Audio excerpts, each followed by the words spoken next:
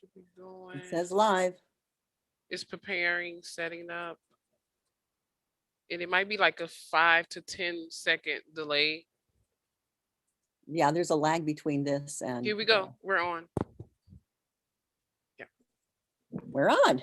Okay.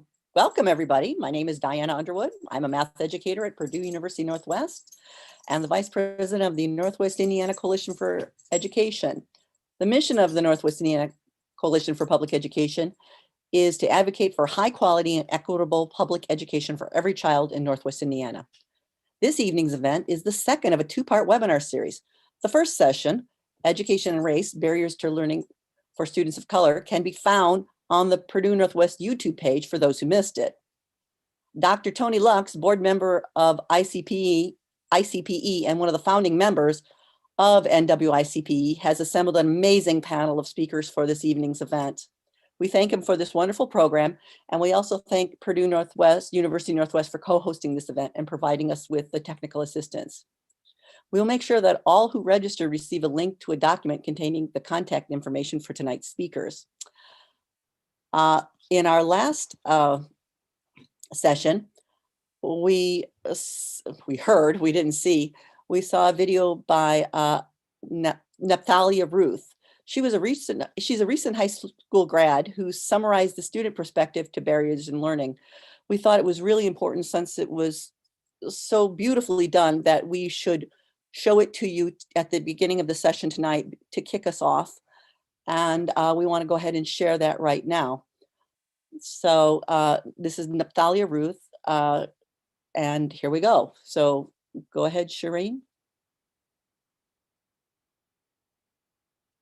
Did witness a few things that I would consider as a barrier to learning for students of color. One thing I noticed was in my high school, we had a zero tolerance policy, which often led to what I would call a target on certain students' backs. Once one indiscretion was had, then from then on out, those students were viewed as problem children, which would happen a lot in my high school. So there was seeming to be no fostering or facilitation. It was just a lot of discipline. Additionally, nepotism was very rampant.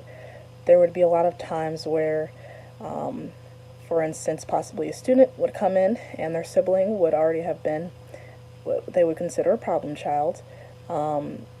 Completely unrelated, that other sibling would also be treated with that same negativity that the other student did as well. So a lot of times, if your sibling had any form of discipline, then that would also be reflected in your treatment from those teachers, which is often very negative or pointed or judgmental.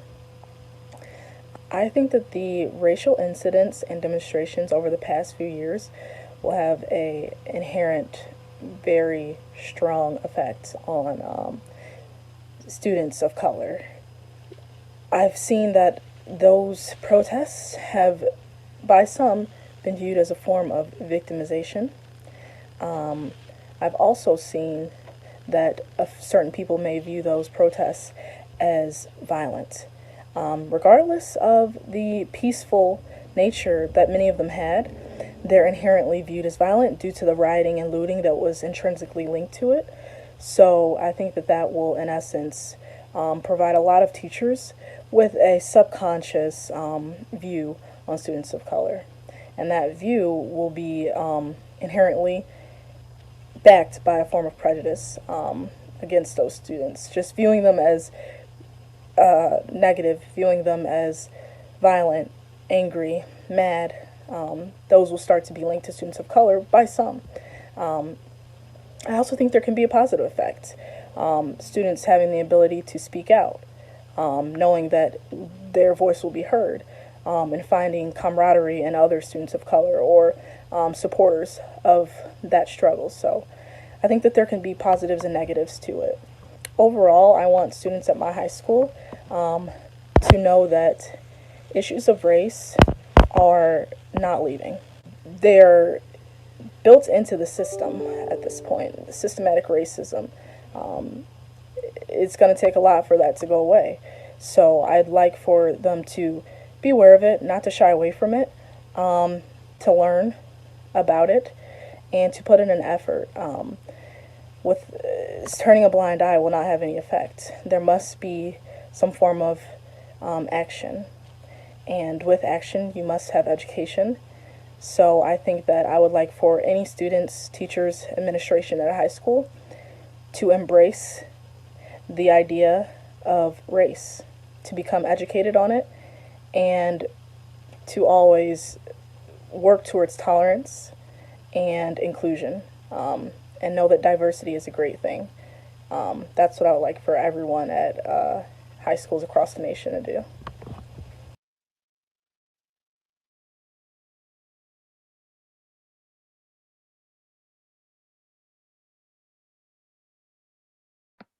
Welcome, everyone.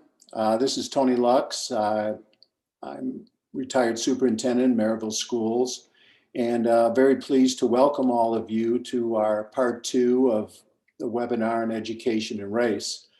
We've begun with the most insightful video statement from a recent high school graduate who eloquently expressed what many students of color experience in their lives and feelings that they have in their lives in their schools. Tonight, the focus will be on where educators can seek the resources to develop skills and tools for overcoming barriers to learning for students of color. There's an obvious need for critical reflection and honest conversation as racial, social justice issues have become so prominent and divisive in our nation and our communities. There's a need to understand feelings and experiences of students and families of color that permeate their lives, both at home and in school, and in their learning and education experiences. Educators care very deeply about the students whom they teach. Much has been done to improve learning for students of color. Nevertheless, teachers often express wanting to learn more. They express feelings of being uncomfortable when wanting to converse with students, especially students of color, when social justice issues are raised. Also, make no mistake that these social issues of racial prejudice and divisiveness affect all students, regardless of race, religion, ethnicity, or lifestyle. All students are more in tune than ever to social justice issues as they are graphically and traumatically presented through various news and social media. Students are bombarded from family, friends, social media, news media, and entertainment media. They need to have somewhere to turn for honest, safe discussion and understanding of accurate historical and current events. There is no avoiding the current state of racial and social justice issues, from incidents of police interactions with people of color resulting in death, to courtroom trials, to violence against Asians over the pandemic, to immigration issues, to voter suppression laws. In addition, the issue of equity in education needs elaboration. Students with disproportionate needs and disadvantages need disproportionate resources and assistance in order to reach the level of achievement that is expected for all students. Educators need to be equipped with the education, self-reflection, skills, and strategies necessary to provide truly equitable education for students of color. Our program tonight will present information about valuable resources available in Indiana for teachers, staff, and administrators, whether at the corporation level, building level, or even for individuals or small groups who seek training and skills and tools in order to raise their comfort level and their effectiveness in the education of all students, especially those of color.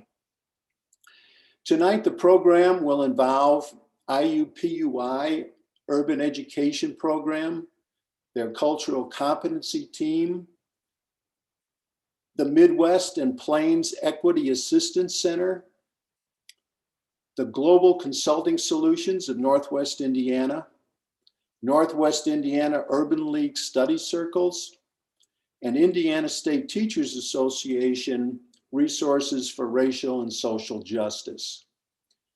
To begin the programs, I would like to introduce Dr. Hardy Murphy, who is the Clinical Associate Professor of Urban Education Leadership and Policy Studies at IUPUI, and has 14 years experience as a superintendent of schools in Evanston, Illinois. Dr. Hardy.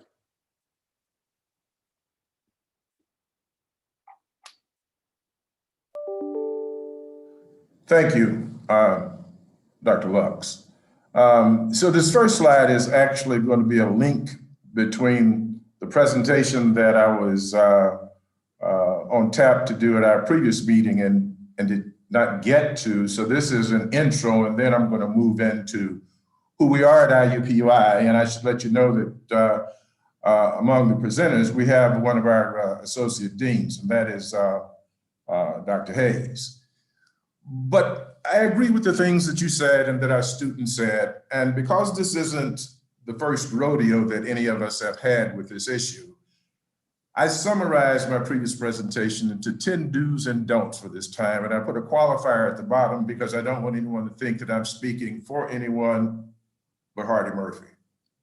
So as we go through this tough time, number one, I think it's going to be important for us to make families and communities of color feel welcome in schools and classrooms a priority. I think we need to understand that learning, critical thinking, essential questions, big ideas, attention to detail, independent and cooperative learning happens with students of color before and after school. Students have historical and current background knowledge and experiences that if they are incorporated into the teaching and learning sequence, it will enhance teaching and learning, and it will do so if those responsible for their education connect with them.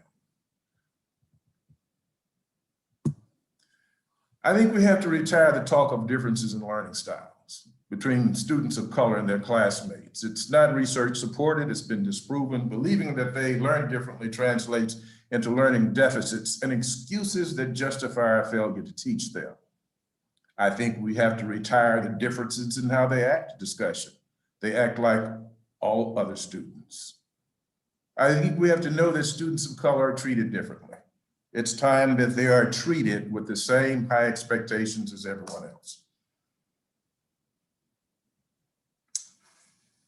I think we have to make hiring teachers of color a priority and listen to their voices in our schools and our classrooms. Research shows that having one Black teacher means Black students have a greater chance of going to college. We have to find out why that is so and make sure that all teachers are able to get those kinds of outcomes, regardless of their color. I think we have to operationalize high expectations for educators responsible for the learning experiences of students of color, as well as operationalizing high expectations for students. Equity coordinators can make a difference without authority to hold you accountable. And we have to commit to bringing those along who do not feel the urgency of this moment. I have the opportunity to work at a university setting where the people are committed to all of the kinds of initiatives that we know will make a difference in the lives of students. And I'd like to talk to you about IUPUI's School of Education. Slide 1, we have to go back to the top. All right, so we're rooted with a mission of social justice, and we have an urban focus for our undergraduate, graduate, and credentialing programs. Next slide. This is our dean. We are led by an African-American woman, and I say this with great pride. Our graduates are prepared to succeed in any environment. We have licenses, programs, master's programs, and doctoral programs that focus on issues of culture, social class, and social justice, issues that have equal value to urban, suburban, and rural communities. And because of our attention to these issues that shape education, our graduates finish ready to help diverse learners in any environment, and our staff is diverse. We've got the full range of experiences with our staff, and we are more than 65% staff of color. Next slide. So these are the opportunities at IUPUI. We have a variety of online and hybrid programs. We have licensure programs, master's degree programs, We have the Hoosier STEM Academy. We have an Urban Education Studies doctorate. We have aspiring teacher alternative certification programs. And we also have the Great Lakes Equity Center. Next slide. So this is where we are. I found this on our website. I think this is a pretty impressive picture of how a university is engaged with its community and beyond in Indiana. And I felt like it was important for this visual to be on the screen so that people know that we are accessible and that we are engaging with our community. Next slide. How do we support K-12 district schools and classrooms? We provide professional development. We have interinstitutional and program partnerships, technical assistance in program development, implementation, and evaluation. And we can help with district and school improvement plans and strategic planning. Now, the expert of our education faculty, depending upon their challenges, needs, or opportunities that the district or school is faced with, and the particular skill, interest, and availability of the faculty, professors, and the resources needed to provide the identified support will all be part of a conversation should you reach out to us for assistance. Next. So we have a record of addressing racial and social justice in our research, teaching, service, and community engagement. We have cultural competency institutes for school-based teams. You'll hear more about that next, actually. We have virtual sharing sessions with administrators and teachers to discuss remote learning. We have an Office of Community Engagement, a partnership that supports our Student Success Corps through mentoring and tutoring in elementary education field placements. And we're hosting a webinar series, Dismantling Anti-Blackness in Education. Next slide. Our faculty uses an equity-focused and community-engaged technique to develop virtual teaching strategies with teachers. Our digital education hub for rigorous remote learning will contain resources, tutorials, and lesson plans for culturally responsive teaching and remote learning. Our faculty contributed to conversations on pre-service teachers on learning racial biases and inequitable school facilities for students of color. We also received funding from the IU Racial Justice Research Fund. We have faculty-led summer youth programs that serve over 400 students, and we're hosting a webinar, Dismantling Anti-Blackness in Education. Next slide. So these are selected faculty projects. We have a Family as Faculty project that establishes families as co-educators in an undergraduate special education course on families for pre-service special education teachers, and we use a family as faculty approach. We have research focused on student absenteeism and truancy. This led to a new model for how schools address student attendance. And we're supporting students in trauma. A team of researchers partnered with local schools to build a trauma responsive learning community. And our School of Informatics and Computing collaborates with communities, industry, and high schools to offer classes to students and to highlight tech careers. Next. So if you're interested in furthering the pursuit of social justice, you are welcome in the IUPUI community. And if you'd like to have a conversation regarding your district, your school, principal, teacher, parent, and stakeholder community challenges and opportunities to address the critically important issues of social justice for students of color, or if you're interested in furthering your education in a program that focuses upon social justice in urban education settings, please contact us at the IUPUI School of Education, 902 West New York Street, Indianapolis, 46202. And thank you very much. And I know you will enjoy hearing from the rest of my colleagues and others.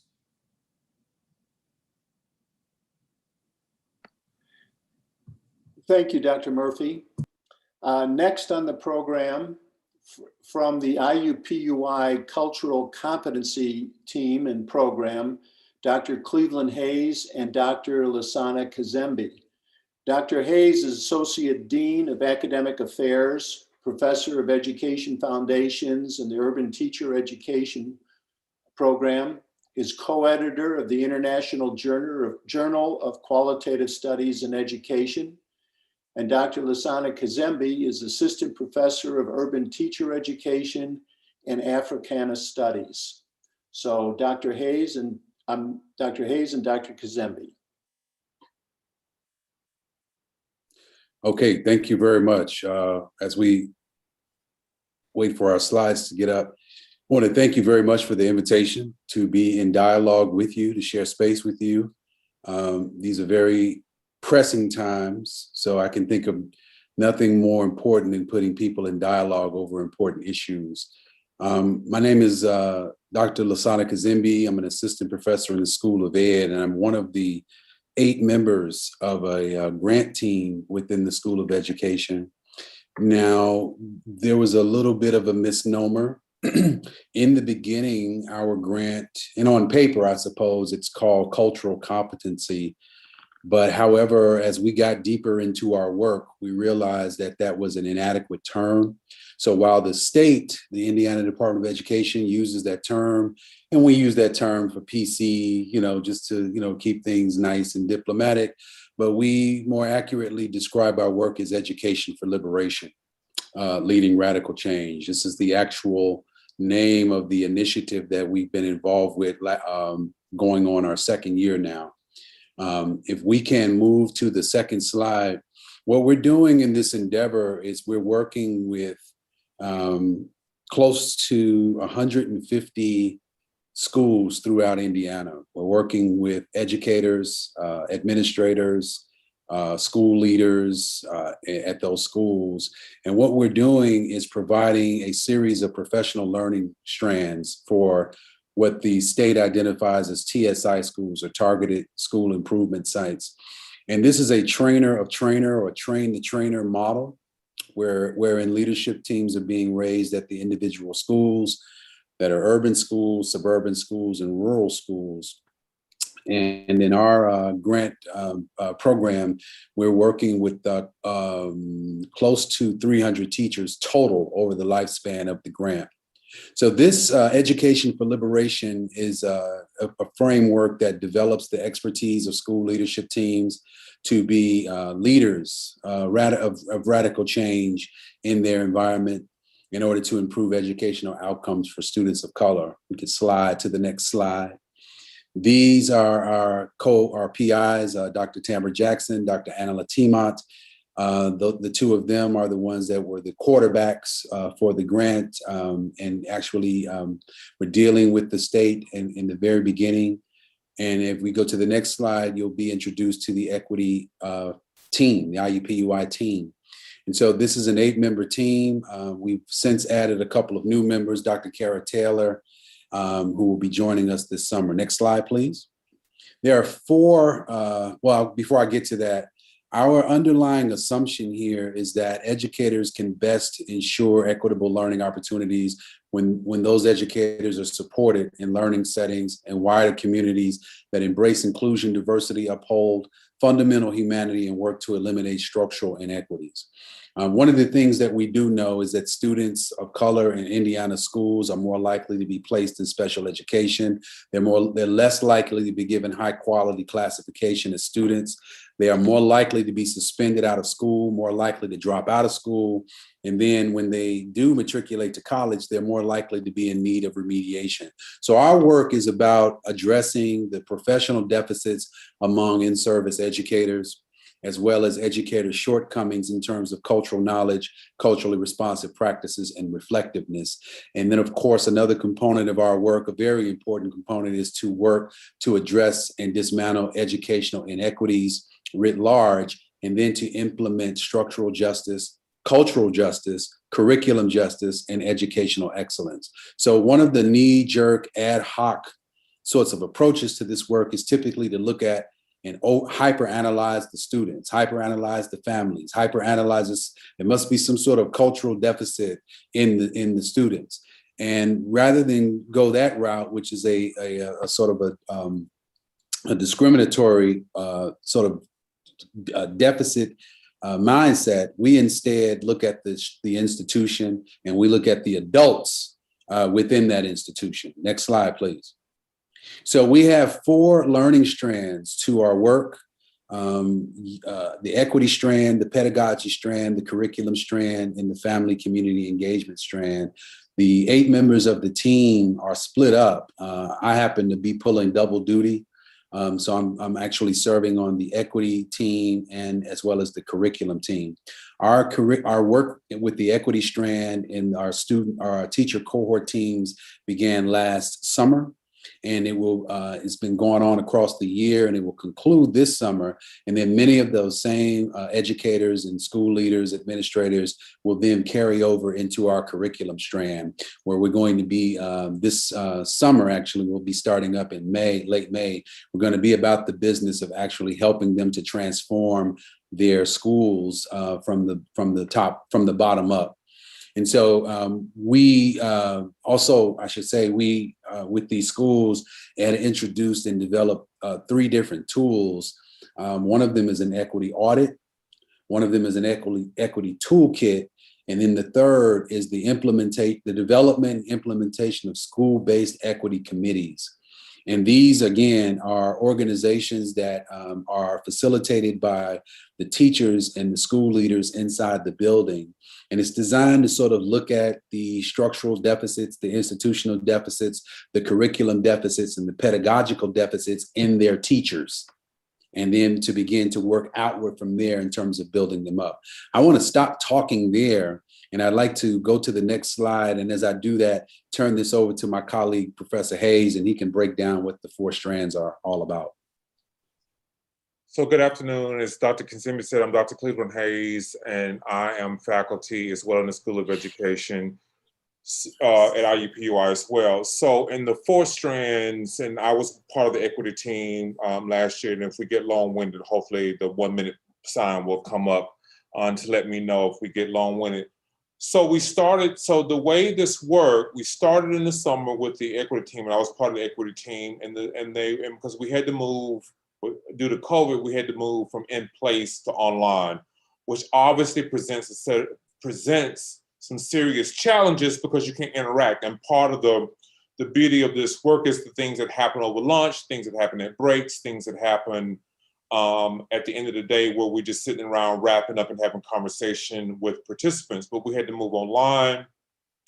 And so the way we operated with the equity team is that we talked about anti-bias education and education leadership for equity, giving teachers, school administrators, librarians, social workers, anybody who was involved, that courage to push the conversation forward. Many of the schools that were part of the team had to come, but there were others who heard about this through the grapevine and joined us because they were interested in creating a better space in their schools. So with the equity team, we had a conversation around equity for leadership, and then anti-bias education. And we had and beyond just race. We also included disability and language and some other things in this equity strand. And then when they're in their school sites, how do they recognize these things and then have the courage, the courageousness to be able to then, we need to do this. You may want to think about this in a different way whenever any injustice came up. Next slide. Pedagogy is, now I wasn't part of this team, and I'm just going to think about pedagogy from my own perspective around this, as how you engage curriculum, how you recognize. Often schools will think that I'm going to have a picture of Rosa Parks up in the classroom and I'm doing culturally responsive pedagogy. We know that that's not the case. Another example is when you're talking about Black children, when you're talking about the Black experience in the United States, it's the assumption that our experiences on the continent began in slavery, and it did not. We've actually been on the continent much longer than 1619.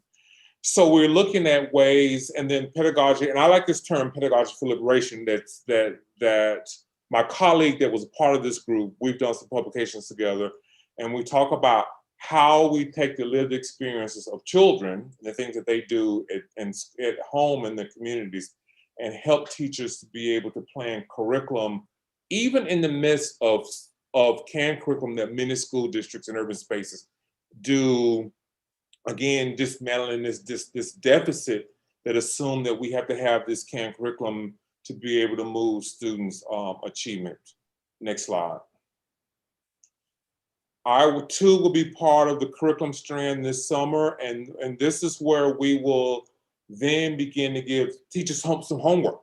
This is when we're talking about culture responsive teaching and using the arts or using science, or how do you do this integrated approach, we'll talk about it, they'll do it, and then they'll come back and then share what they came up with.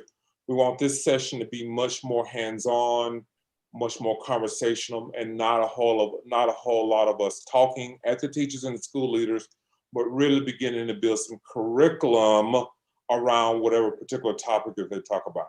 Next slide. Then the last strand is found family and community engagement. We know it takes a village, and how schools often are not welcoming spaces for certain communities. Starts with the school secretary, for example, is one example. That person sets the tone for the building in terms of our students welcoming, our parents welcome from a wide variety of ranges, and then how do we then begin to draw in the richness of some of these communities to look at curriculum, to look at pedagogy, to look at equity. Next slide. Okay, I think that's it. I think that's it. Okay. Thank you very much. Thank you very much. Perfect timing. Thank you. Next, for our program for the Midwest and Plains Equity Assistance Center, I would like to introduce a very distinguished presenter. Dr. Kathleen King-Thorius is Associate Professor of Special Education and Urban Education Studies and Executive Director of the Great Lakes Equity Center and its Midwest and Plains Equity Assistance Center. Dr. Thorius has been the Professional Learning Coordinator for the National Center for Culturally Responsive Education Systems and the National Center for Urban School Improvement. Also co-directed the Equity Alliance at Arizona State University.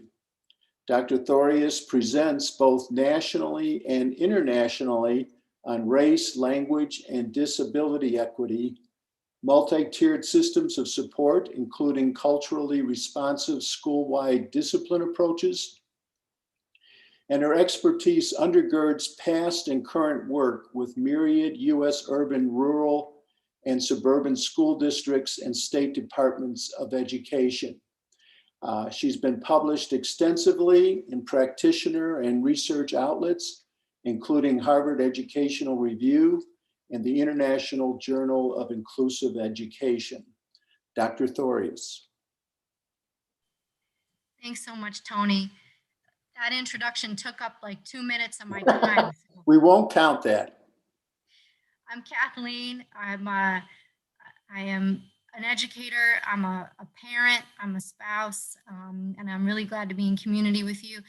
My daughter's making meatloaf in the background, so you might hear some food processor going or something, but really good to be with you tonight. I am going to share just some brief comments about the Great Lakes Equity Center and connect with some of my colleagues' earlier comments. First of all, our School of Education is a community, and I hope that what you're seeing is that we are in dialogue with each other, and our work informs collective action toward anti-oppression. And I'm really glad to share some of the projects of the Great Lakes Equity Center here with you tonight. Next slide, please. So that's me. We can skip over that one. And I've got a couple of goals. We're going to focus specifically on the Midwest and Plains Equity Assistance Center tonight. And I'm going to share with you some resources that focus specifically on equity and justice in education for students of color. Next slide, please. Thank you.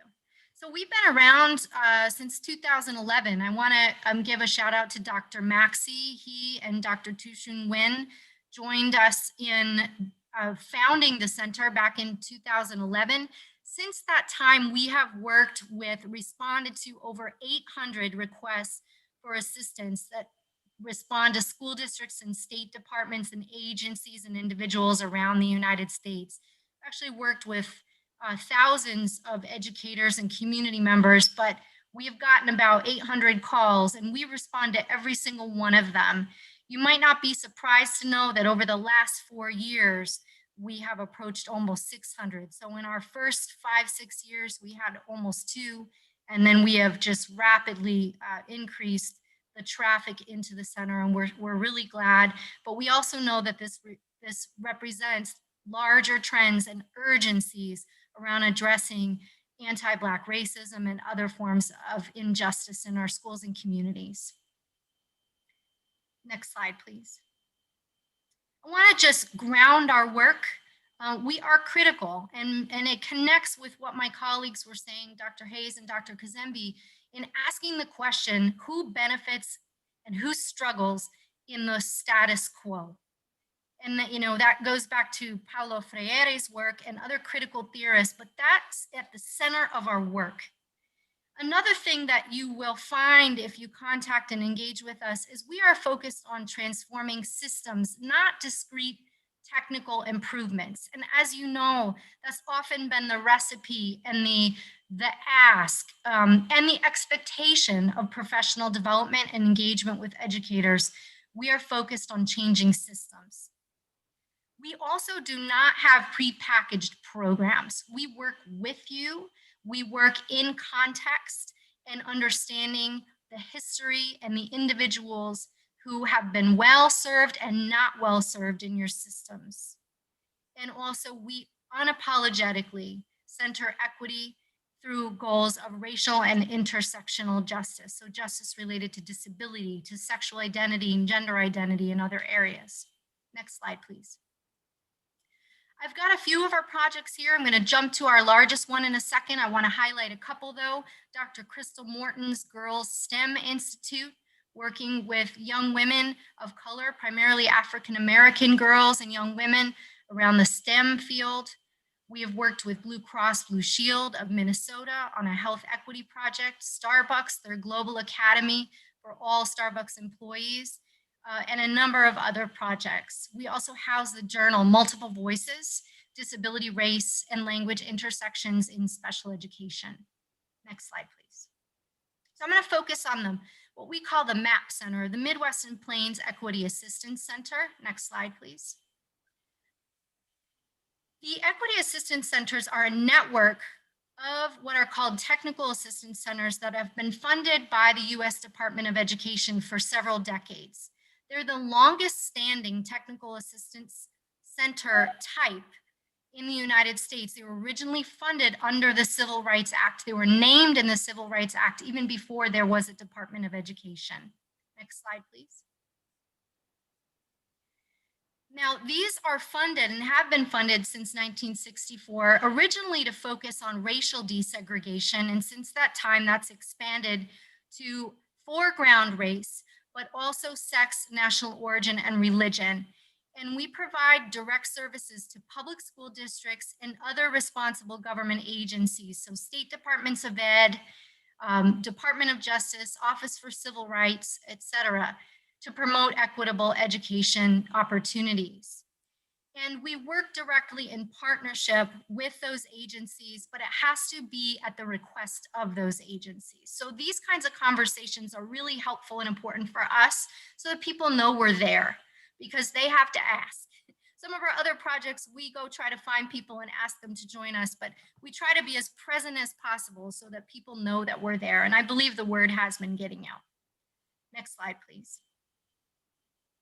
So we are part of a network of 4 centers. We serve the Midwest and Plains region, and that is the states you can see on the background of this slide, but we serve 13 states, including Indiana. Next slide, please. And our mission is regarding equitable access, participation, and outcomes. We're focusing on, the law says regardless of race, sex, national origin, religion, but we also center those aspects of students' lived experiences, identities, affiliations, and reasons that they have experienced privilege and oppression in their daily lives and in schools. Next slide, please. I'm putting a definition up here of educational equity that's grounded in broader social justice theory. And we're focusing on representation. We're also focusing on the idea that those who have been marginalized in systems must be driving the work. and the perspectives and the goals of communities that have been marginalized and continue have to be at the foreground for the work that we do. Next slide, please. We have 3 tiers of service. So if those of you that you might have come across us maybe in your social media feed, or maybe you've gotten a newsletter forwarded, but at our first tier of service, we develop educational equity resources and research. And so we have literally hundreds on our website of center developed resources. We also go through a process of vetting materials that are available through other organizations. And if they kind of pass our sniff test of being focused on justice, not technical, discrete, quick fixes, but systemic transformation toward justice, then you can find that on our website as well. We also have a network of 10 equity fellows who are scholar activists situated around the country who bring their work into community with our Equity Assistance Center so that we can get out from behind the firewall of journals and we can get into the hands and the dialogues of our communities around us. And so we push those products out. They range from webinars to virtual roundtables and professional development sessions to podcasts and many other formats. At our tier 2 level of service, we engage in networks of professional and community organizations around the United States. And we also host learning experiences and community dialogues. We have a couple of events that have become our flagship. Every September, we hold our Equity Leaders Institute in Indianapolis, and this last year was online, where we host about 100 educators and community activists from around the country, and we focus on a particular topic. Last year, we were focusing on decolonization and creating liberating schooling spaces. This year, we're going to be focusing on pedagogical aspects of curriculum, instruction, and policy, specifically for classroom and school-based educators. And the application for that will be coming out probably in about July. At our third level of service, these are our most intensive partnerships. And we have partnered with, to date, we've partnered with about 150 educational agencies in this way. That means that we enter into a memo of understanding with a specific scope of work and a sequence for the activities, where together we're designing a relationship that responds to the assets, the needs, and the desires of our partners. And these partners are K-12 school districts and state departments of education. Next slide, please. So these are some of the topics that people have contacted us about and that we have developed content around.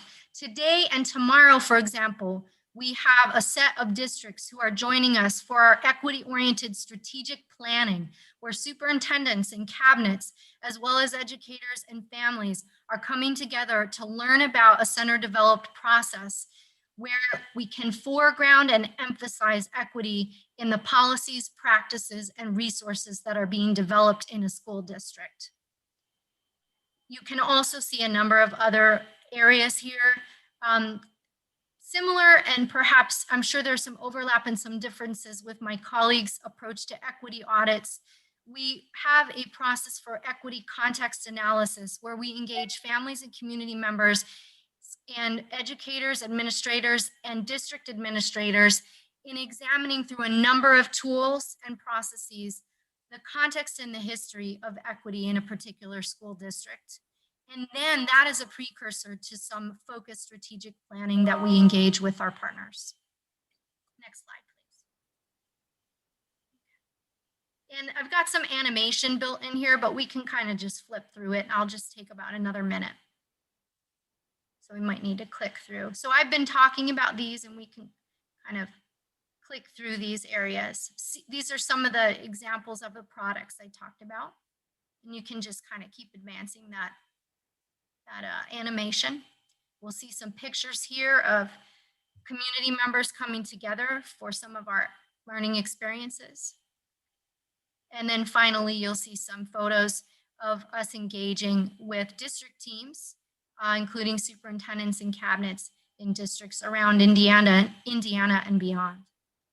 All right, and I will wrap up with how you can contact us. There's our website, and our email address, our phone number. What'll happen if you contact us is we schedule an intake call within a couple of weeks, and then we bring our team together to work with you and decide what we have the capacity to support at the time. You'll always get some support, and then we will get back with you in order to come up with a customized plan. But everyone who calls or emails will get their own customized set of resources that are related to the reason they called. And beyond that, we do our very best to provide the most intense level of services we can, depending on the capacity that we have at the time. All our services are free, I should mention that, and we remain here to be in partnership with you. So thanks so much for your time.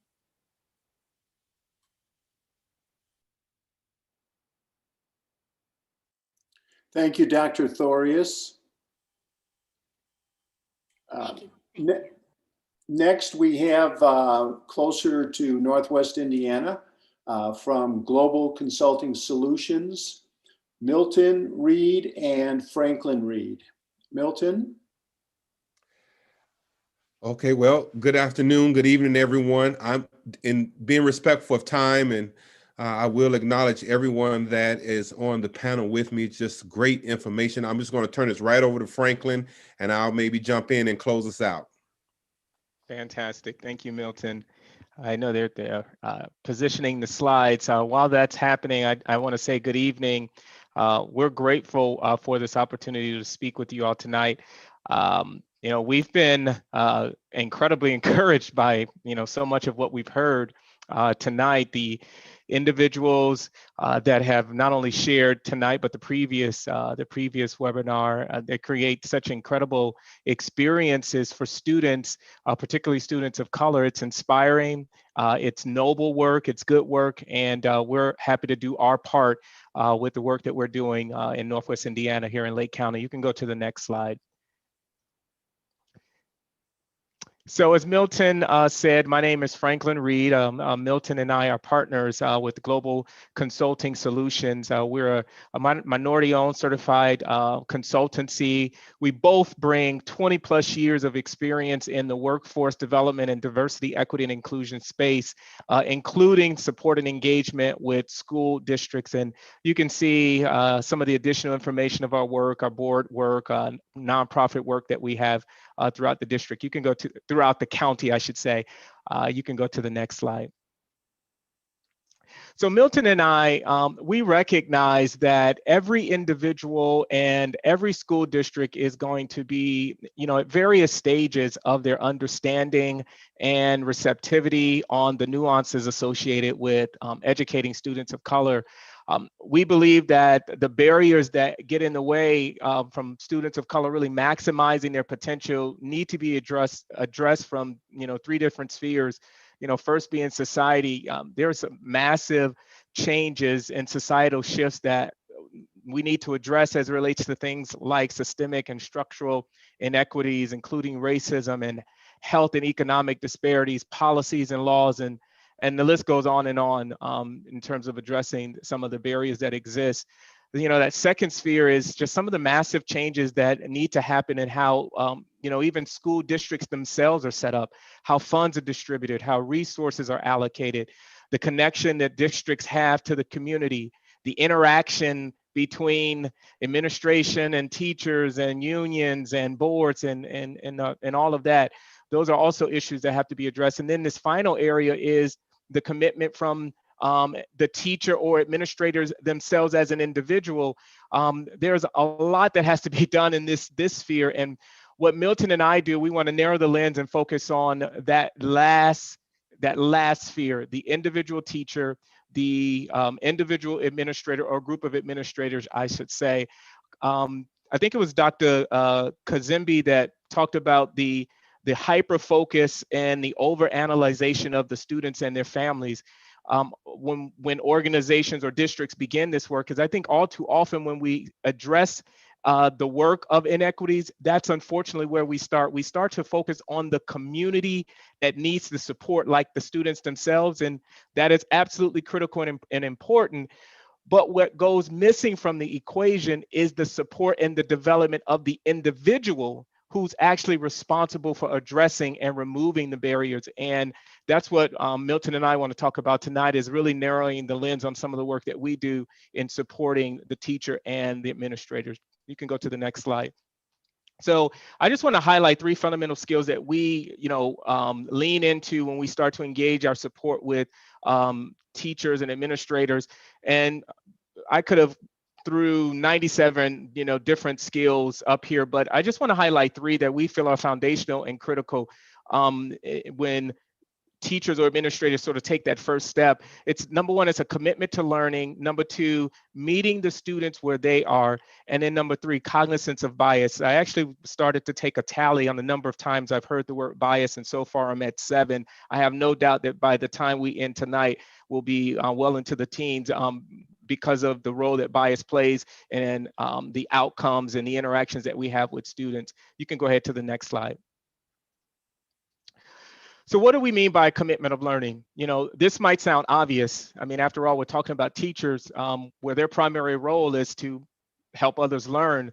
So I'm not talking about, I'm really talking about a commitment to learning about some of these unique barriers that students of colors have. Carol Dweck, in her groundbreaking book called Mindset, she introduced 2 different mindsets that humans develop over time: a fixed mindset and a growth mindset. And a fixed mindset, says that you believe that your intellect and your knowledge is fixed, and what you've learned about teaching students is fixed. You're like settled cement. And a growth mindset, you believe that your intellect, your knowledge, your talent, your abilities can develop over time, thereby improving the impact you can have with the students as they continue to learn.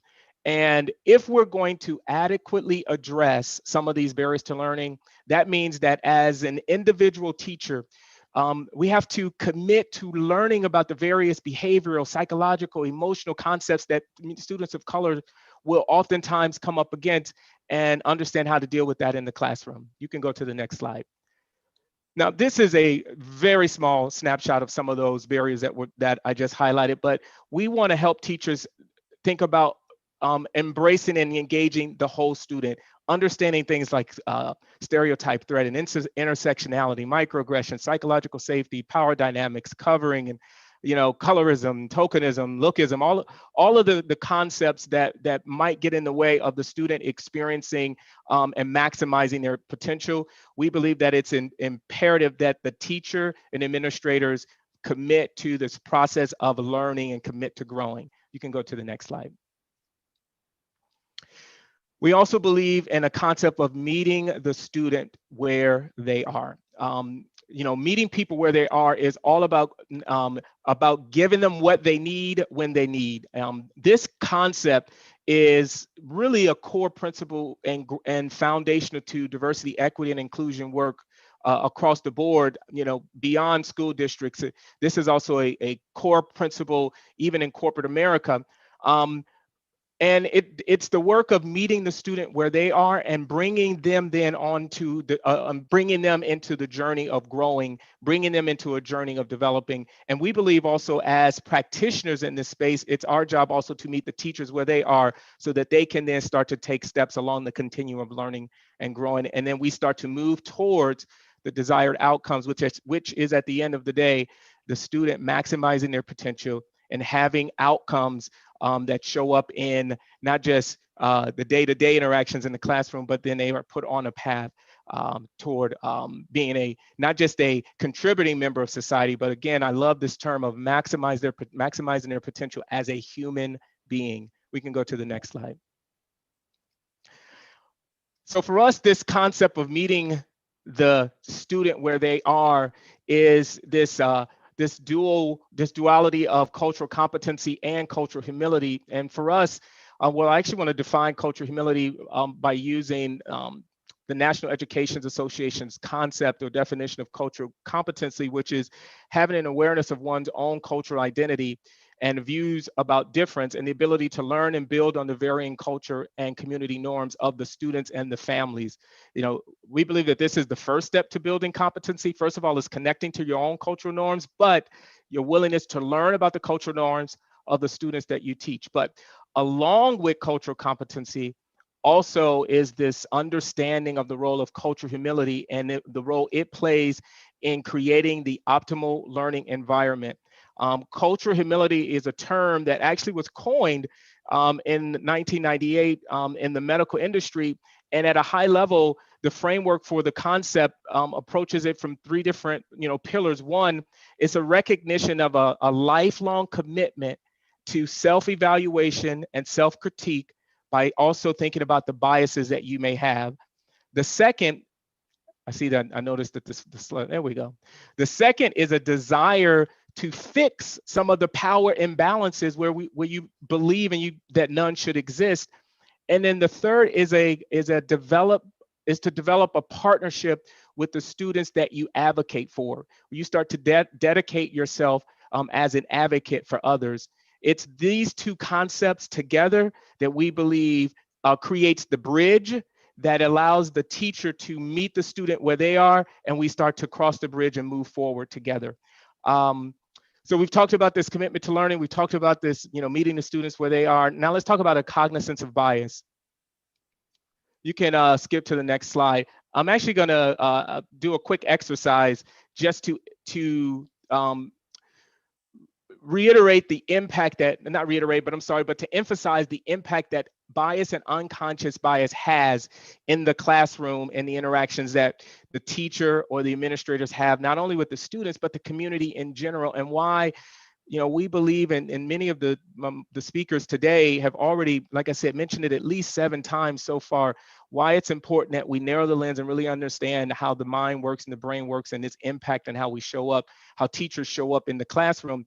Mitigating this impact is absolutely critical. It is an absolute critical skill if we're going to start to address some of these barriers. And so what I want you to do, we'll have a little fun for the next 2 minutes. I want you to take out a pen and make sure you've got a little sheet of paper in front of you.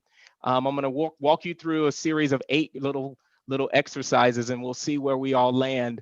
But I want you can click the slide. All right, I want you to think of a single digit number, and I want you to multiply that number by 9.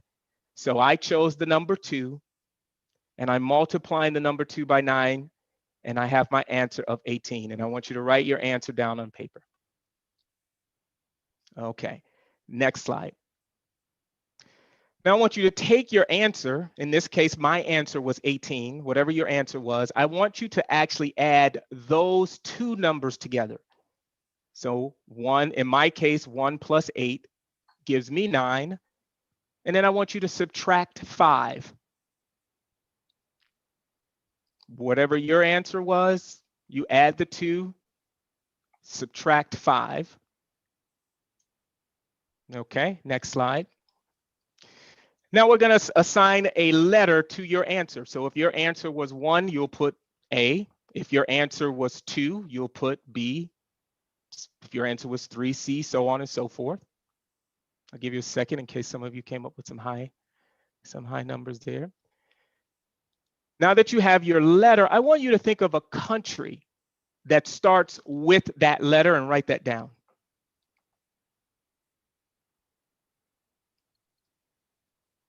Okay, we have the last 2 assignments. So now that you have your country, take the very last letter of that country, think of an animal and write that down.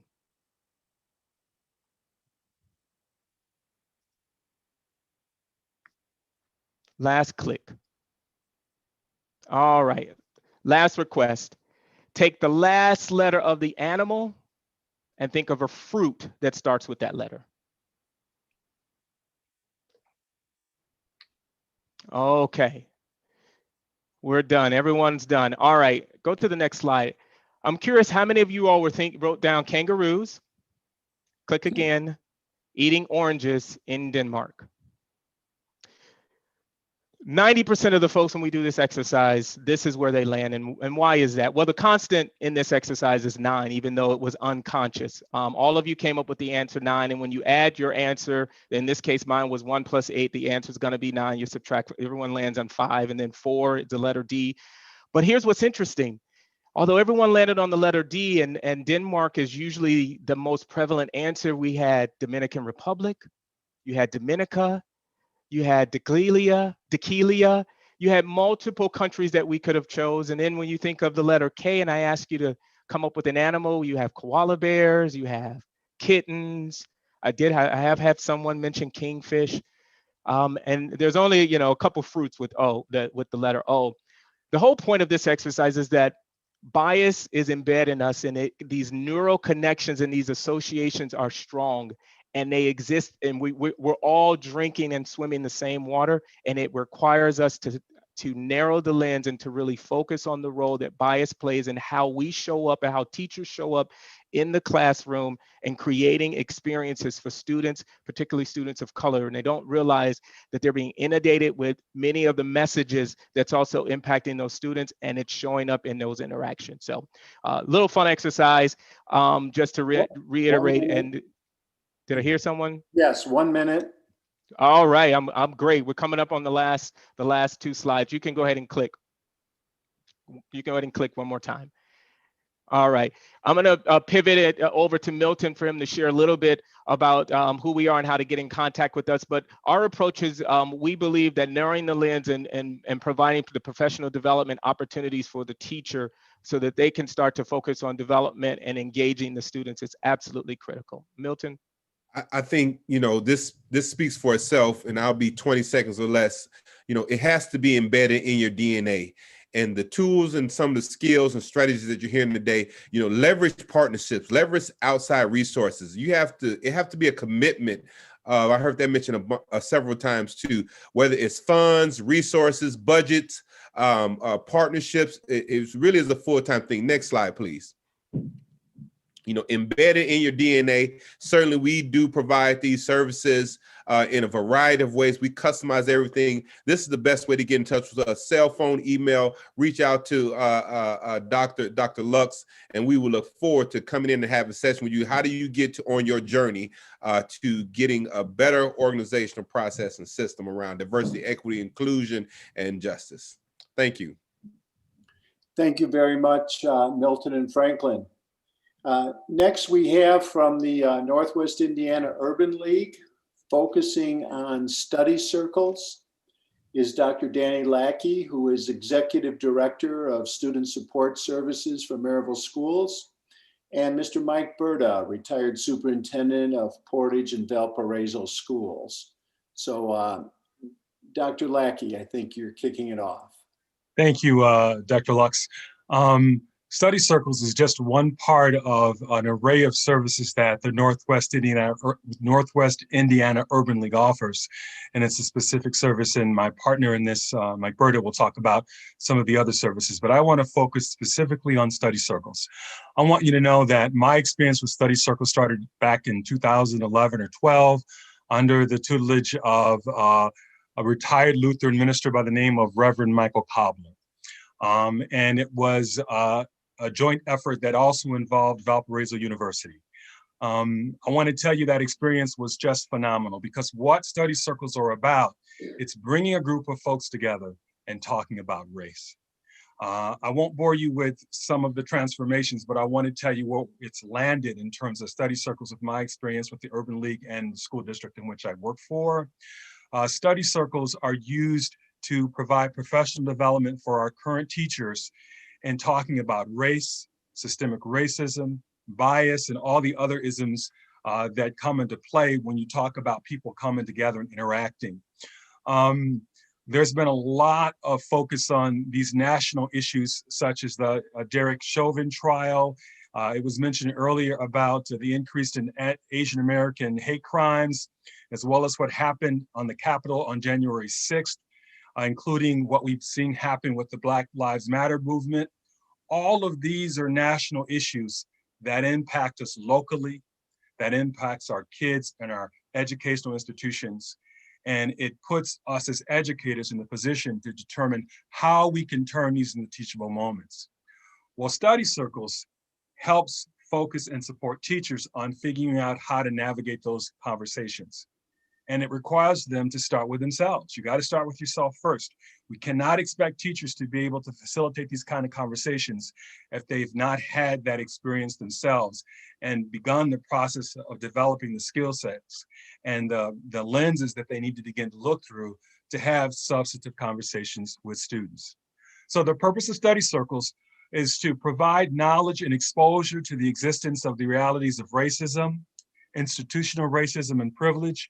By planting seeds of change, participants will have the opportunity to view students, especially students of color, through a more comprehensive lens. The objectives of study circles are as follows. Number one, to recognize the inequities that polarize and limit one's potential. Number two, to be cognizant of explicit bias and implicit bias. And number three, to have an increased understanding of how inequities, structural, institutional, and commonly used practices may hinder, stifle, and sometimes prevent students of color from having equitable opportunities. Study circles, it's a conversation, it's a dialogue, not a debate. And what I mean by that is when you have a dialogue, you are listening for understanding. It's not about agreeing with the person's or disagreeing with the person's position, but wanting to understand why a person thinks or feel the way that they do. Again, the topics in those study circles focus on systemic racism, privilege, and bias, as I said a moment ago. But I also want to tell you that a lot of the conversation ends up being about Black and white. And that's important because it's important to have these conversations by identifying the most polarizing positions. And then all the other isms fall somewhere in between. And why is this important for teaching and learning? The study circle experience can provide our educators with a personal and professional growth in having a better understanding of issues surrounding race. Personally, it provides opportunities for self-reflection, growth, and possible change. And professionally, it allows educators to access and use newly acquired lenses in having a better understanding of how students of color may experience their classroom. This has implications for how curriculum is taught and experienced by students, especially students of color. Mike. Thank you, Dr. Lackey. Time is a great challenge to educators. I heard all the time, where do we find the time to do these things? So in the next few moments, I'm going to explain how study circles might look in schools. What are some of the potential designs? I've prepared 5 options for your consideration, and these are by no means the only options out there. Number 1, this option would include the entire school district or an entire school dedicating professional development to study circles. Study circles would happen during the school day. This would not be some activity that would be outside of the school day where it would be voluntary to attend. And I suggest this would be a multi-session commitment with one session reinforcing the next throughout the semester or a school year. This model requires commitment by the leadership in the district, including the administrators, the teachers, and the school board. The Maryville Community School Corporation is an example of a district that embraced this entire district model. A second option I would title a voluntary model. The study circle was offered as a voluntary activity for anyone in the employ of the district to attend. The study circle in this model would most likely be scheduled outside of the school day. Since it's voluntary, interested staff would attend for a variety of personal and/or professional reasons. A third option involves students, and this is a model that we deployed in the Portage Township schools at the high school during part of my tenure there. During these study circles, students are facilitated in the discussion that Dr. Lackey explained by a trained facilitator who is the teacher of a class. So in this model, a district that would elect to go in that direction would have teachers who are trained as facilitators deploy the study circle in the classroom with their students, which obviously could be very effective with students at the high school level, and I would suspect even at the middle school. A fourth option I've titled the school community model. One of the earlier presenters mentioned the importance of the school community relationship, which we all get. It's critical. So there's much evidence that strong school community relations result in academic achievement as well as the advancement of relationships among the school personnel and the community. So the dialogue of members of the community as well as with the school can change the community dynamics for the positive. So this fourth option would include community members as well as school people in study circles together.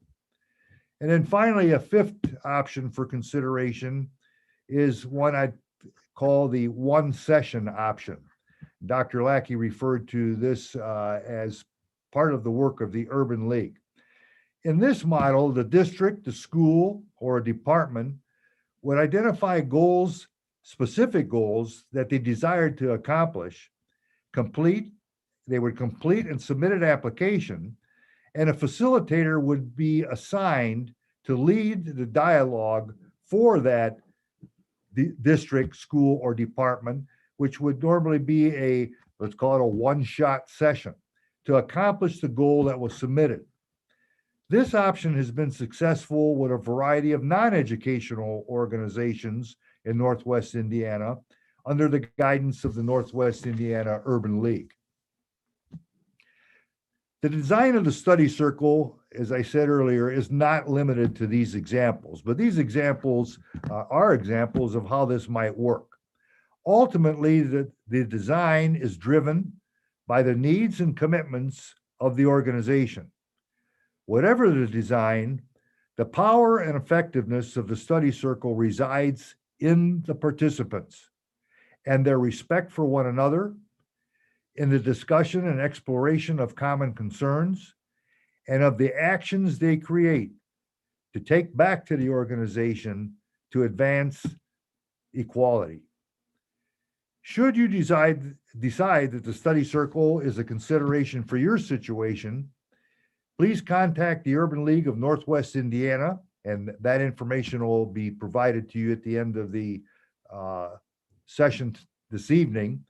Dr. Vanessa Allen McLeod is the President and Chief Executive Officer of the Northwest Indiana Urban League. It's housed at 3101 Broadway in Gary, and you'll have the email information as well as phone contact information if you decide to pursue study circles with your school or school district. Thank you very much. And back to Dr. Lux. Thank you, Mike and Danny. Next, and our final presentation is from the Indiana State Teachers Association. Laquita Maxey is the organizer and facilitator of ISTA Resources for Racial and Social Justice. Laquita. All right, thank you. We've had great information tonight. I'm not going to be long before everyone because I know it's been a long day. But I'll start off, please, with the first slide. Thank you.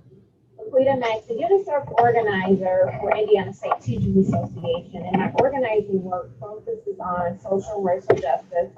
And I'm also the staff liaison to the Minority Affairs Committee. Next, please. Alrighty, so where did a lot of our advocacy around social and racial justice work start?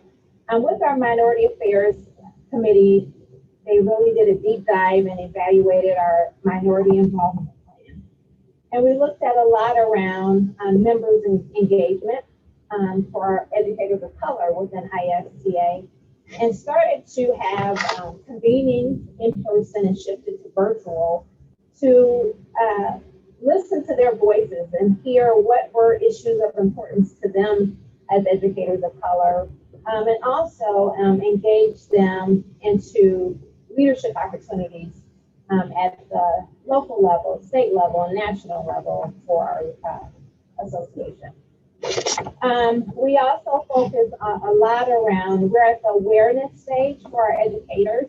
And so we've done a lot of work around racial justice trainings and webinars, and we're looking at the most prevalent forms of racism, the unconscious bias, the stereotypes, microaggressions, and helping to build that racial equity lens, because we too also believe the systems have to be changed. So we're working on the awareness to build that racial equity lens so that our educators can start to recognize those things and work towards changes. And we're also hosting a series of racial justice book clubs and discussions just to meet people at different places and where they are. Next, please.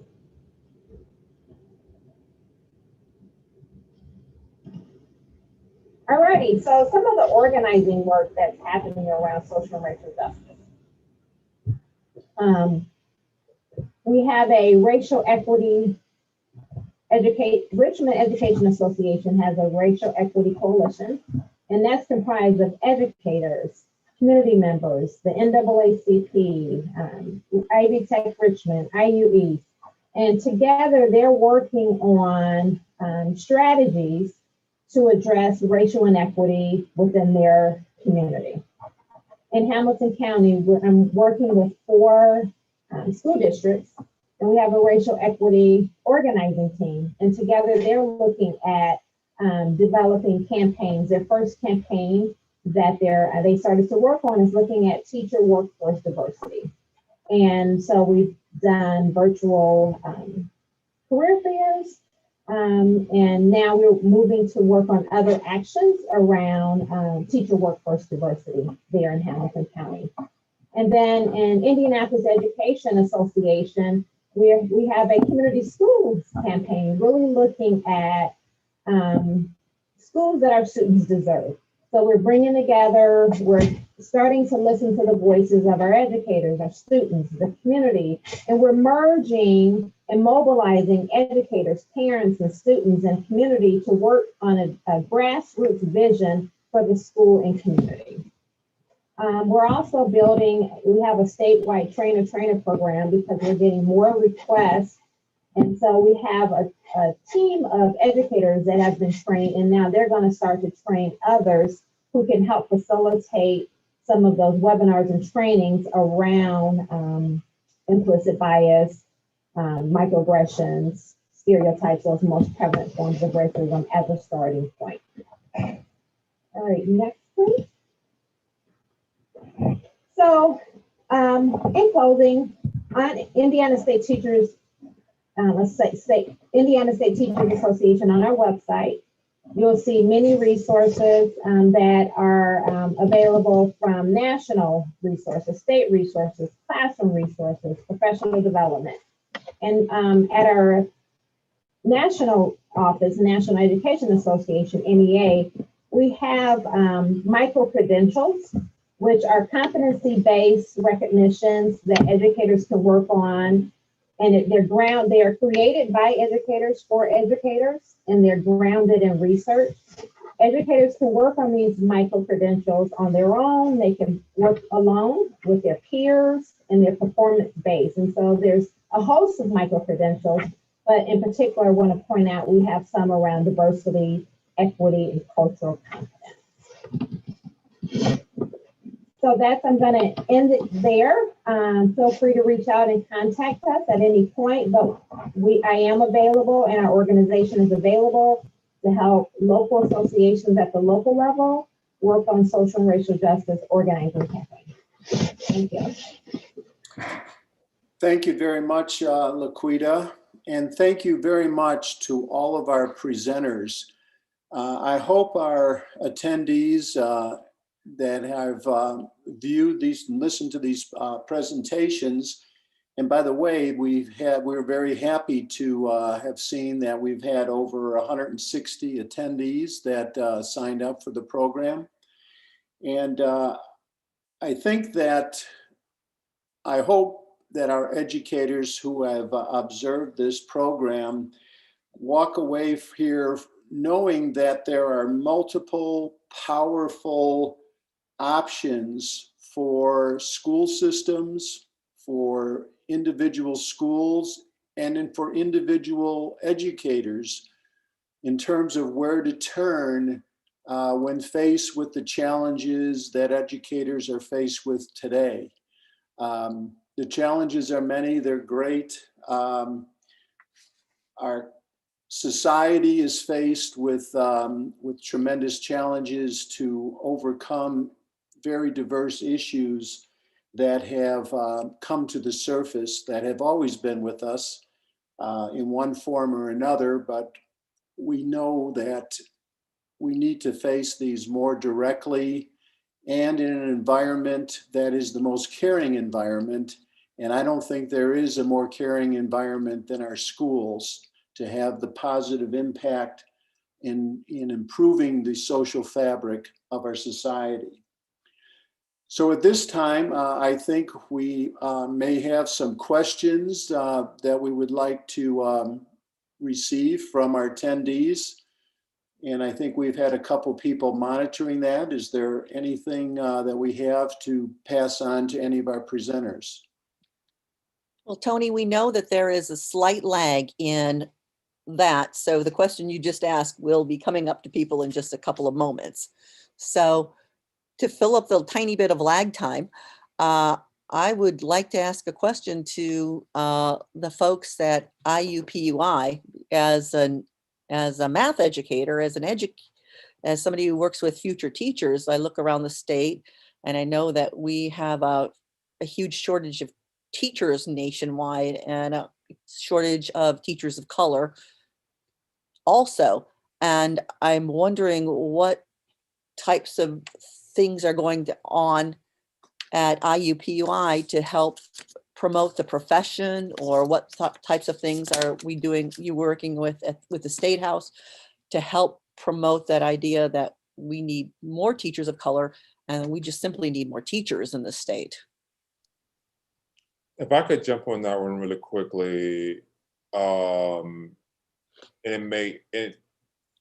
the question becomes, what comes first, the chicken or the egg? So when you think about, and part of my research is looking at male teachers of color, as we've had huge conversations around not only increasing the number of teachers of color, but also the males in the profession. But I think there's two things that we have to begin to examine as an education community around that is the horrific experiences they experience in K-12, that why would they want to be a teacher? And I think that's the first thing that we have to begin to address, the over-policing, the not being tracked into college prep and those kinds of things, tracked into special ed, school to prison pipeline, et cetera. So when you talk about males of color, that's the first thing that I think we need to address before they even get to higher ed. They survive that oppressive nature and get to higher ed. Teacher education spaces aren't, for the most part, I think ours is the exception. And this is my second teacher education program that I worked in. But when I've talked to my colleagues across the country, teacher education spaces aren't most welcoming to men of color either. They're often over policed, pushed out. If they don't, they look at the teacher, because those teacher education programs tend to be mostly white females as well. Like it represents the larger school society. So I think before we even begin to talk about diversifying, and every time I'm in a space to share that, that's my narrative, that's my story, I'm sticking with it, that we have to look at what goes on in K-12 and then what goes on in teacher education programs. For the most part, I still think, like I say, I think ours is the exception. There are a few other places that aren't necessarily very, very welcoming to teachers of color. One thing that we do and my colleagues can chime in, is that we don't get that many students, but we put the students of color together in a group. So they have faculty of color, they're in a group together so they can build that community. And often those spaces can be very, very hostile when they're the only in those classes. So we've been very, very deliberate about creating what we call the critical mass cohorts, where we put all the students of color, and we really don't give them a choice to say, this is the day and time. We do give them a choice, either Monday, Wednesday, Tuesday, Thursday. That's the only choices that we give them. We don't give them a choice about whether or not they're going to do it or not. And then they are, and fortunately, we are one of the few teacher education programs in the country that they can have all, for their block classes, they can have all faculty of color. And men at that. I mean, Dr. Kasimbi and I on this call, but there are other males. We have one other brother, that's a brother of color that's in the teacher ed program as well. So that's what we're doing. And I'll let my other colleagues add to that. Thank you. Well, the other thing, just to tack something on that quickly, is there are some local efforts that go on with us. One of them is that we need to begin getting young people interested in education earlier. Mm-hmm. So traditionally, you'll see teacher cadet programs at high schools, at the high school level. But we believe that there is a serious need to begin that engagement much earlier. There is at least one national program that I know of right now. It's brand new, out of Philadelphia. And there's a brother named Sharif Al-Mekki. He's a principal at a high school there. He's initiated a program to bring, to locate and recruit and retain 9,000 Black male teachers. And I know that he's reached out to the leadership here at IUPUI. I'm not in those conversations, a little bit above my pay grade for now, but I understand that there is at least some initial conversation going on there. So, I mean, I think there's some local thrusts that are going on, and then there's some national conversations and initiatives that are going on that we should very much jump into. And lastly, we have to make education attractive and pay people a living wage. It's very difficult for teachers to raise a family, specifically with children. So with one of the programs I know about is this Next Generation Hoosier Grants program. And it's a wonderful program. Students can apply for that money if they're interested in becoming professional teachers.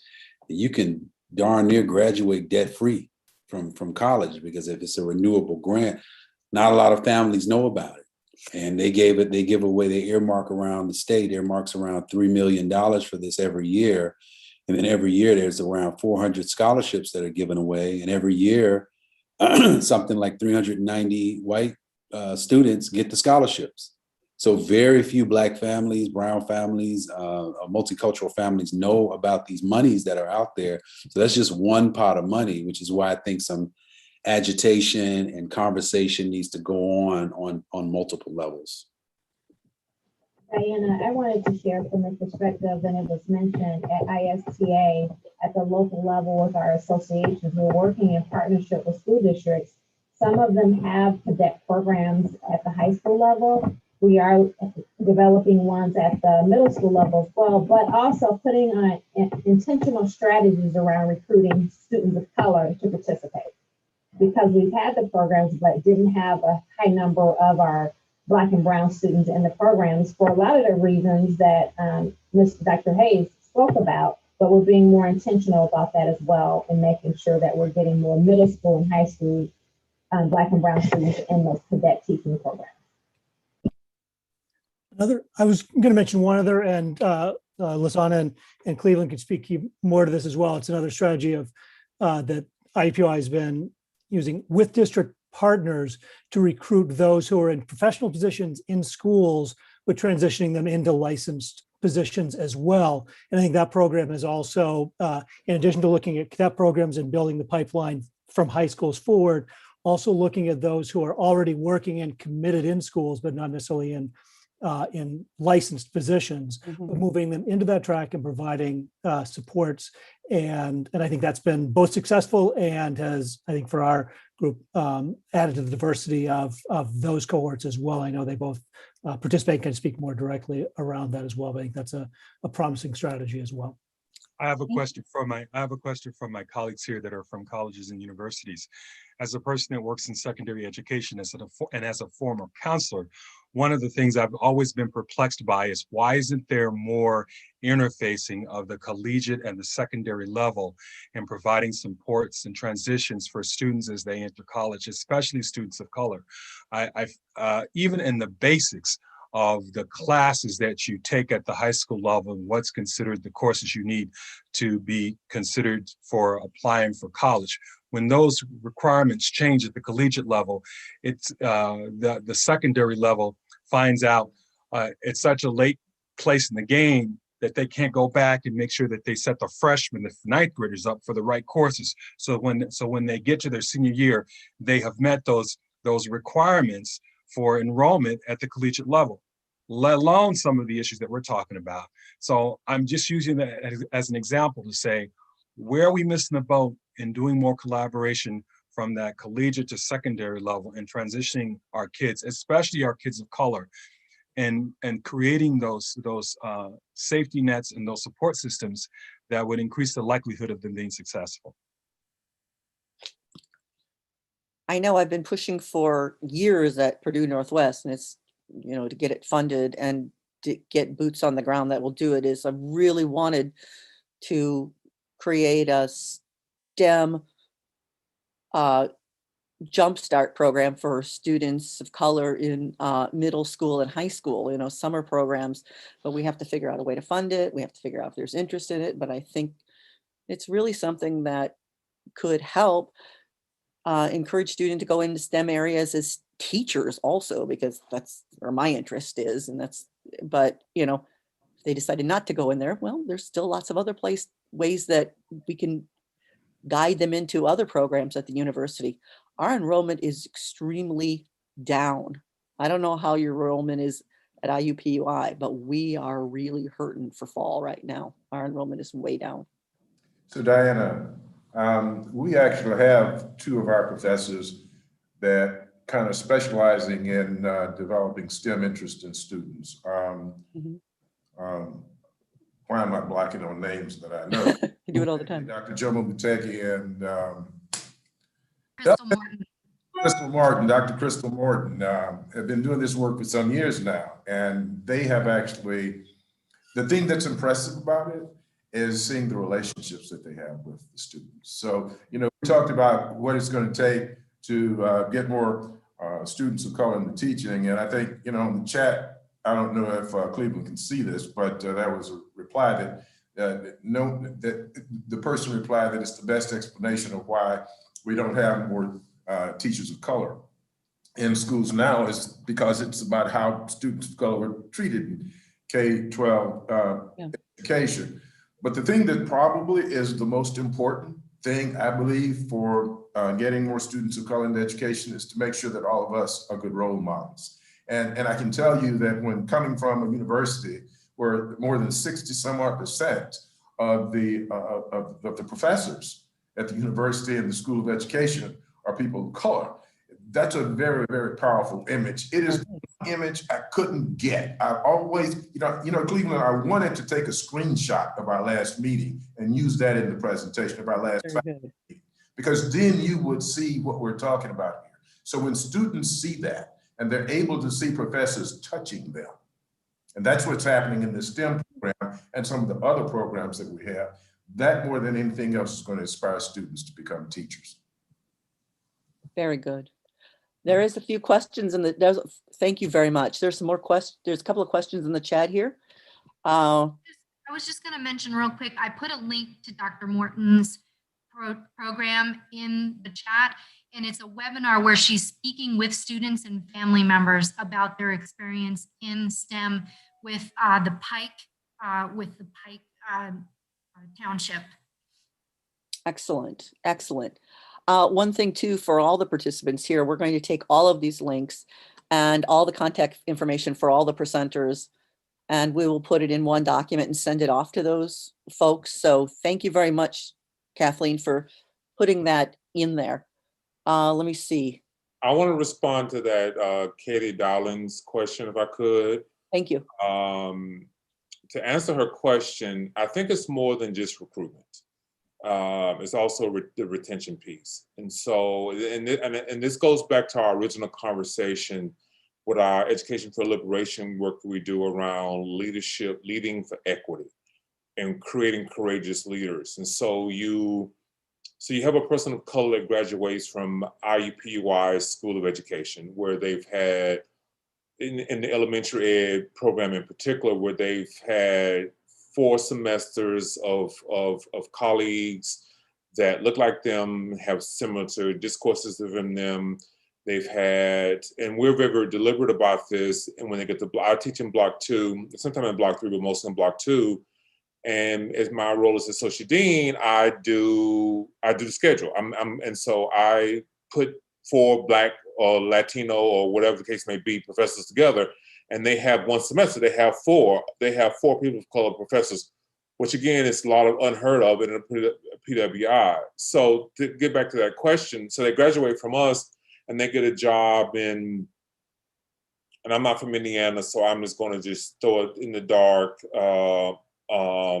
Manchester, for example, where there may not be any other faculty, any other teachers of color in that district other than that one, and they get there and it becomes very, very hostile. Why would they stay at that point? So if those spaces aren't creating a space that allows them to be their authentic selves, spaces that they're not going to be attacked for the beliefs that they have around equity and inclusion and those kind of things, they're not going to stay. So recruitment, I think recruitment is the easy piece. It's the retention that is the hard part. And that's what has to happen. So why would they go and be in a community that they may get verbally attacked in the grocery store with the way, the discourses they have, et cetera. So to answer your question is that I think it needs to be that courageous leadership that district leaders, superintendents, school boards, the Hamilton Southeastern District superintendent had to retract something that he said around Black Lives Matter when the parents in the community, surprisingly, I was shocked. I'm just going to be honest, shocked that they were like, you misspoke on this, and the community rallied around the few Black students that they have in Hamilton Southeast to address that where he misspoke. And I think the community and leaders are going to have to begin to address that if you're going to you want to retain, because recruitment is the easy piece. It's the retention that becomes the harder piece.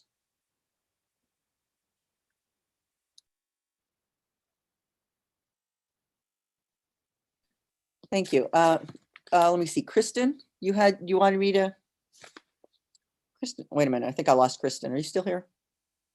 Okay, Kristen. Hi, yeah, I am. Sorry, do you want me to read that, or would you like me to read that one?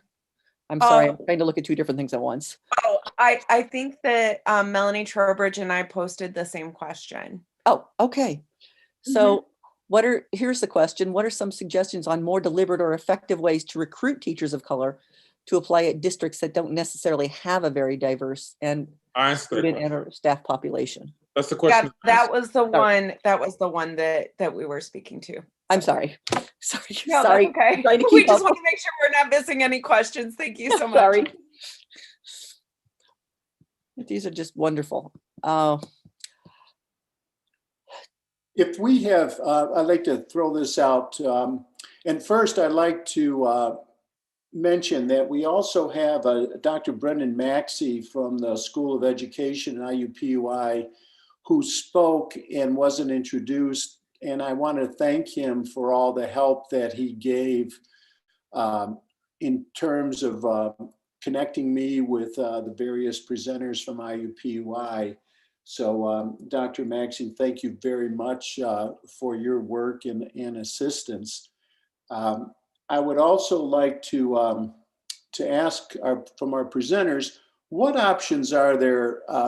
Oftentimes there may be teachers or groups of teachers who want to reach out for greater professional development, learning opportunities, and so on, what is available to them? Of course, there's degree programs and so on, but are there other professional resources and professional development opportunities for individual teachers or even groups of teachers to pursue on their own? I'll jump in there briefly, Tony. This is Kathleen.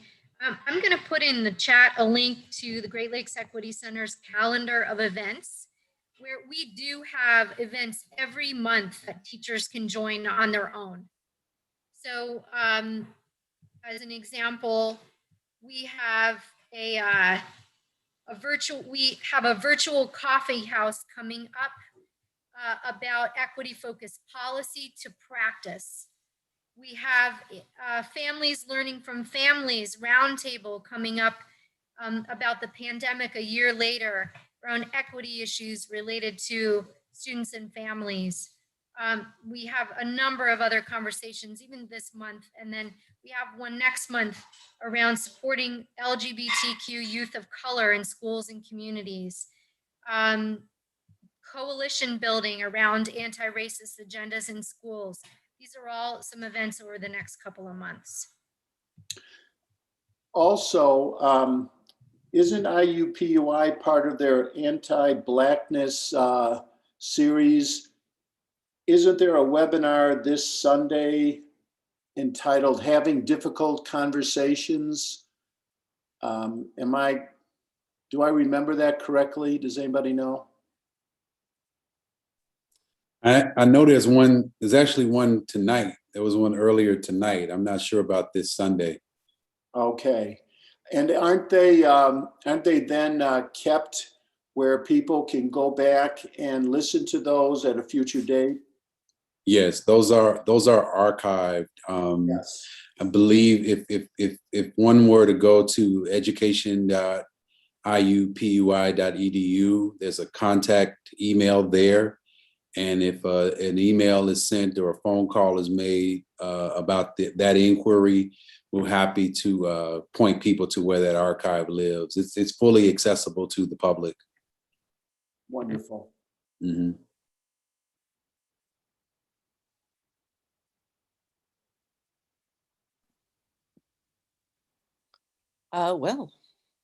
Well, and if I can, since there was a lull, one of the things I think needs to happen here when we talk about transforming education, and this is something that we stress to the people that we work with. It's definitely something I stress to my pre-service teachers. When we talk about things like equity and multicultural education and culturally responsive pedagogy, these things, I encourage pre-service teachers and in-service teachers to not see those things or view those things as addendums or add-ons. Those things, that is being equity driven, being wholehearted, being responsible, being interested in your own culture as well as the cultural lives and the heritage lives of children, all children, those should be a central part of one's teacher and professional identity. And to the degree that those things are core and central to one's professional identity is to the degree one is going to be able to have affirming experiences in the classroom and affirming experiences with other people's children. So in other words, what I tell my pre-service teachers, and I have for years, is that you have to become a self-conscious agent of your own education. You cannot wait for a district to do some professional development workshop or some Martin Luther King Jr. diversity break. That's not getting it. That is not getting it. So you have to become much more active, much more engaged, and that means becoming a true professional. And one of the things that professionals do is that they conference. They join and belong to and participate in professional associations and organizations. They contribute to those organizations via at the national level or regional level or at the local chapter level. They begin to read. One of the best ways to defeat ignorance is to read books. right? And so you have to begin to read, and you have to begin to develop a personal pedagogy of excellence for yourself. So if we don't start there, then people are going to view it as an irritant to be pulled into some sort of district event or some sort of other TED talk or NED talk or whatever it is. We're going to have to encourage people to actually become curious about themselves and curious about the children that they are facing every day, spending upwards of 50 and 60 hours a week with. And if a person's not curious about themselves, that to me is a red flag. And that's something that we also have to mitigate and deal with as well. And the last thing I'll say is that, I really like to call things, I think Confucius, the great Buddhist philosopher, said that the beginning of wisdom is calling things by their proper name. We have to begin to deal with the big elephant in the room, and that is the cultural system of white supremacy. I don't like the term racism because it's too reductive. It does not adequately capture what's going on. I don't like the term implicit bias because, again, it's a reductive term. Instead, we have to begin to deal with that structure of white supremacy or white supremacy racism, which in turn induces and creates anti-Black racism, anti-Asian hate, et cetera, et cetera. And until we're willing to begin to deal with that and then to dismantle that in the various structures, institutional structures that we interact with, I think we're kind of fooling ourselves. And that's going to be ongoing work. It is not toolkit work, meaning it's not something that you pull out of a toolkit, work on it a little bit, then put it back in the toolkit, never to think about it again. But again, it is something that has to become an ongoing part of one's professional identity and one's intellectual growth and maturation. The other thing that I think is an elephant in the room is the fact that all that we're talking about tonight is right on stuff. We are right, we're operating from the righteous high ground. But schools have leaders and school districts have leaders. And those leaders in school districts are superintendents, and they report to boards. And boards represent communities. And in order for this work to continue, that Dr. Hayes, Dr. Kazembe, Mr. Reed, Dr. Lackey, that everyone is talking about here, this is going to require courageous leadership that, as I said in my last of the 10 points, is ready to bring the reluctant along and to forge a conversation at the superintendent and board level that engages the community in such a way that the community knows that this is not just valuable, but it is essential to creating a school stakeholder community where all feel safe and able to be themselves and are affirmed and they are valued. Without that, everything we're doing becomes just drops of water that are falling on the ground. And so what I say to us here tonight, as we keep working with teachers, as we keep working with others out there that have this passion and this energy, is that we need to reach up to and inspire the people who are leading these districts and the ones who are sitting in those elected seats to understand that there is a mission here that can't be abandoned.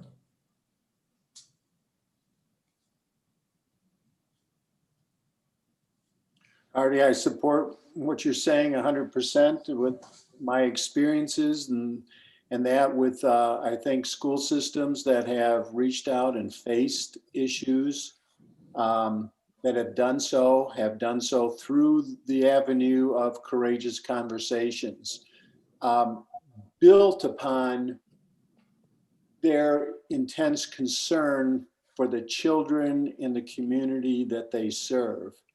And, that is an ongoing evolution of mankind, of humanity. And I think that I would personally, I look at it as an evolution. And it's a painstaking process. It is not something that's done easily, but yet the rewards do occur when people take these steps. And the beneficiaries of those are the students who have been valued and who leave their schools with a greater sense of open conversation, that people have cared. And I think that's the future. You hope that those children who have gone through and have these positive experiences of being valued and whatever their origin, their race is valued, and they get to see it in a true perspective, a truthful perspective, and a valued perspective.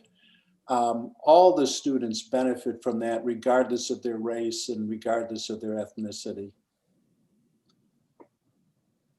I think if I just piggyback briefly on what Dr. Murphy said when he was talking about the leadership and even board members, I think we have to let it be known that it's okay to say, we need help here.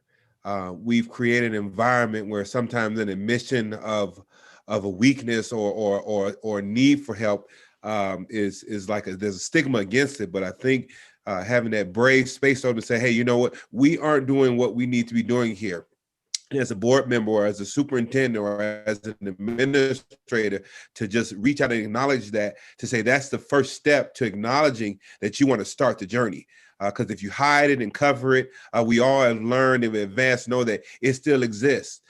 It's there. You may not recognize it, but through all of the research and data, it says that it is there and it's having this impact. But how do you move the needle just to get to the start line? Is acknowledging that we need help in this area. So I appreciate you putting those comments to the forefront and say, hey, you know what, the blame and finger pointing, we can do that till kingdom come. And it won't get you to the action that it takes and the courage that it takes to stand up and say, we are going to do something different that benefits all children. And that's how, when we talked about that individual, that's how we get to that society role of impact as well. So thank you for sharing that. If I could add one more thing to that, following on, and it just came on me. This burden cannot be on the teachers in your school districts and your universities that look like me. That is not our burden. We didn't create this.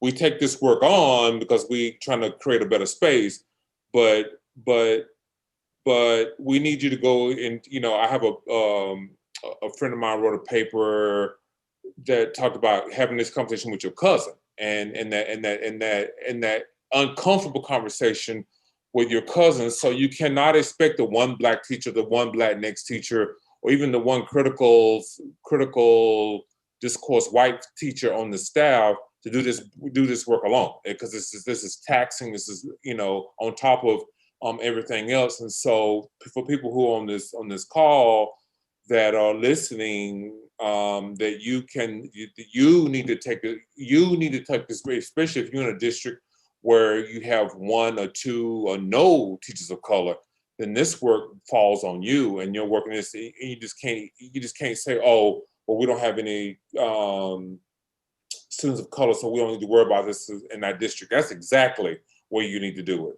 And you can. Then if you have one Black teacher, one Latinx teacher, one Indigenous teacher, whatever the case may be, that burden can't be on them. That burden, because that not only are they adding the burden of doing the work, but they're also having to deal with the consequences when people in the community don't want to hear it, engage in those violent acts, because it may not be physical, but the verbal and the shunning and those kinds of things, those are still violent acts. And so if you're not willing to stand with or in front in some instances with your colleagues that are trying to engage in this work, it's still a moot point.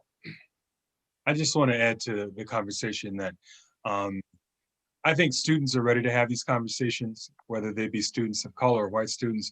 The problem is that we don't have structures and educational systems to where teachers are ready to have these conversations in a comfortable way. And there's a lot of work that needs to be done on that end, supporting and getting teachers ready to have those conversations. And that's through no fault of their own. I think it requires us to reflect back on the educational institutions in which they come from, and have we truly provided them with the skill sets needed to be able to walk into a classroom of students that might not look like them, and to be able to have the kind of conversations that helps them understand that students in their classroom may walk through life differently, and what does that mean in that classroom. I just think that there's just a lot of work that needs to be done on our end as educators, and making sure that we have the structures and the safe spaces for kids to be engaged, because they don't know how to have these conversations in a way that would be most beneficial. They're looking to us to help them learn those skill sets. And I think that in some ways we've let them down, we've fallen short. Danny, I agree with you, but there's something I want to say tonight as before we lose this moment. The people here can do that. That's what we've been here talking about. I think there's another piece here that's really important. When I see every year that superintendents have budgets with professional development money in it and technical assistance, and they go out of state and hire these big multi-conglomerate corporations to come into Indiana, when you've already got an array of folks here in front of you that are doing that good hard work. And I think that if there are superintendents out there and others who have budgets, there's a group of people right here that can help you do this work if given that chance. And I think was the purpose for me showing that one slide that showed all of the places that IUPUI is connecting with. And so I think what my colleagues here are saying is that pick up the phone. This is the 911. We stand ready to help you. I was just going to mention, Dr. Murphy, we've partnered with, I'm just going to give a few examples. Pike, like I said, Lawrence, Valparaiso, with Monroe. And these are districts that are bringing not only teachers from the classroom, but members from the community, board members, and having Saturday sessions and multiple days, weekday nights, doing the work first of understanding and unlearning a lot of what we've been critiquing and talking about tonight. Because to the point, a couple of the points that were made earlier about this needing to be intersectional, and particularly that white people have a role in undoing the mess that we've created and the supremacy that we benefited from. So part of the work we do with teachers, and particularly white teachers, is that we have to unlearn that we are superior to our students, because we still have a lot of white educators who go into, and leaders who go into education feeling or enacting a white savior mentality. And that can even happen, and I'm sure it's no surprise to the people I'm in community with tonight, but that can even happen, of course, in social justice work, where a white person puts the name badge of social justice warrior or equity champion without examining their own roles of being complicit, silent, and benefiting in the systems. And that has to be part and parcel with the education that we're engaging, so that these same educators understand students from asset-based perspectives, that understand the cultural communities of their students. It's also understanding their own cultural communities that have always believed them to be competent and superior. So some of the work that we're talking about, it's multifaceted. But I do want to mention, to your point, Dr. Murphy, that there are districts that are engaging, particularly with our center, but I know that there are lots more opportunities, and I'm really glad to be able to hear more about what's available here from the group of us tonight. Thank you.